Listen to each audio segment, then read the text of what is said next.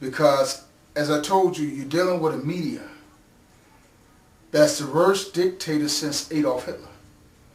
And when you have the power of the media at your disposal, and you have the ability to reach millions of people at one time, you can shape and influence the minds of those people. And I keep telling you, the media is like snakes. They're the worst dictator, in my opinion, since Adolf Hitler. There's no such thing as journalism no more in news media. It's garbage TV. It's brainwashing propaganda. And the rich use the media to benefit themselves and the agenda that they want to portray upon the people. If you don't believe me, look at the gas prices. Gas prices is over $4 a gallon in Chicago because OPEC, or whoever the oil leaders are, is raising their prices over $100 a barrel. Now, I just want you to see the propaganda game they play. I got to break it down to you. First of all, if they raise it to $103 tomorrow, gas will go up 2-3 cents tomorrow. When they raise it on a Monday, just giving you an example, that Monday gas haven't even reached the gas stations, the gas tanks in the United States yet. It might be a couple months before it even reached there. But they raised it on Monday, and that gas is already in the tanks at the gas station. They just shot the price up on that. And then the gas company's making billions of dollars in quarterly profits. In quarterly profits. Billions, not hundreds, not billions quarterly. That's a game. That's a propaganda game. See what happened? Those that control the flow of the wealth controls the media. So the gasoline companies are very powerful. And when they raise the prices, they use the media to justify by saying OPEC is going up on their oil. Over $100 a barrel, so we got to charge more. Consequently, the economy is being suffering because when oil go up, gas go up. And see, for the common people, that's a hardship. When gas get up to $4 a gallon and start reaching $5, you got to make decisions. You got to cut back. But to the rich, to those that are in power, that's not a big deal. They just paying more at the gas pump. They just paying more. It's not a big deal because they have wealth, so to pay more, it doesn't affect them. The same way when they raise the taxes. To the rich, it don't affect the rich when they raise the taxes. To the poor, it affects them. Because they hit hard. The rich just mean they got to spend a little bit more money. That's all it means with rich. So you got to understand the mind-washing system that the news media use on you to brainwash you. They bring you these propaganda games. I'll give you an example. They take Barack Obama. Will he pick Hillary to be his vice president? That's on the news every day. Hillary supporters are upset because Barack Obama won. Well, somebody was going to win and somebody was going to lose. Hillary has bargaining chips because she has 17 million people that voted for her. Every candidate that ran has people that voted for them.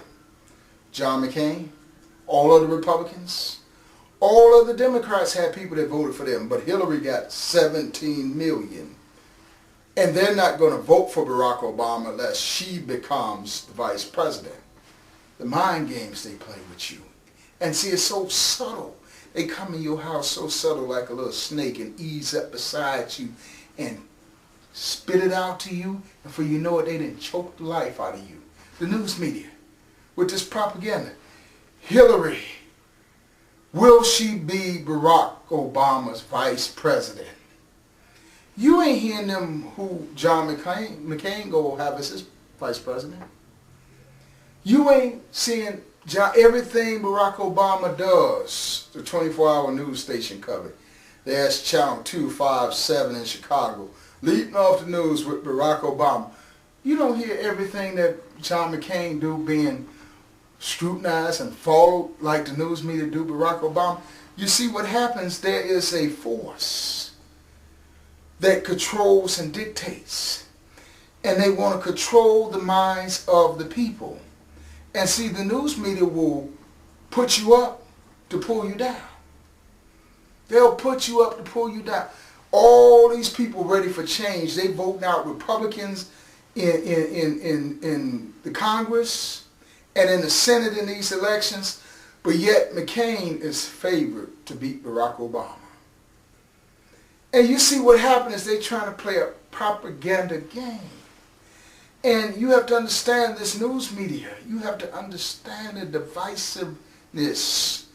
And you know, it's really funny to me. I sit there and I tell you some of it I can't even stomach. So, you know, you got some clowns that get on TV, but when you're dealing with the news media,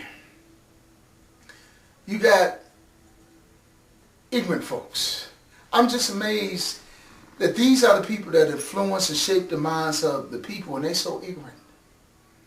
They get on TV and they sound so stupid. They trying to put their plug in for their candidate, their position, their stance. Barack Obama, you got the one that ran. You got these Republican strategists get on there, and they'll say a couple good things about Barack Obama, but then they'll throw jabs in there. It's psychological warfare. He didn't do this. He didn't do. These people are stupid, and they don't care about this country. They don't care about the social and economic conditions. They all have a personal agenda that they're concerned about. And that personal agenda does not concern the common everyday people. And you see, until the common everyday people understand that value, till they understand that power and the influence, you will always be taken for granted in this capitalist society. Until you take control of your economics, till you take control of your financial situation, till you take control of the social and economic condition of your community, there always going to be forces fighting to keep you down, fighting to keep your community oppressed.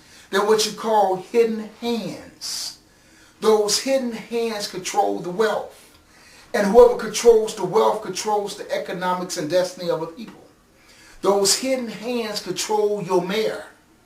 The mayor don't control what goes on in this city. The ones that control the wealth influence what's done in the city. The governor, those that control the flow of the wealth influence what's done in the state. And those that influence the flow of the wealth controls what happens in Congress and the laws that are passed in this state, in this city, and in this country. The rich, the powerful, and the wealthy.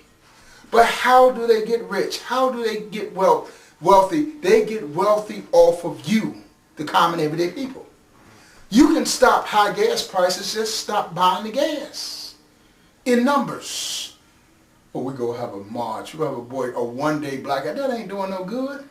You see, when you look at this tomato crisis that's hitting, bad tomatoes, the industry is losing billions of dollars across the world with this tomato crisis.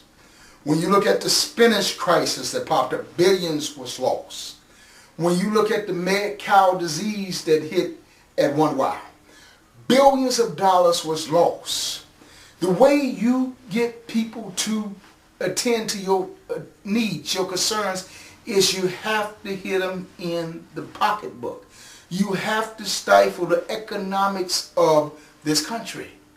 You have to do massive boycotts of corporations if you want your say-so. Because see, the media play mind games. I look at them during election time. When I ran for state representative in the 28th district against Robert Reeder, when I ran for alderman in the 34th ward against Kerry Austin, you get all this literature that comes from these special interest groups to try to find out where you stand on different issues at different points, so they know whether to support you or not. But they already know they go support the incumbent. But the point is, they send you this information to see where you stand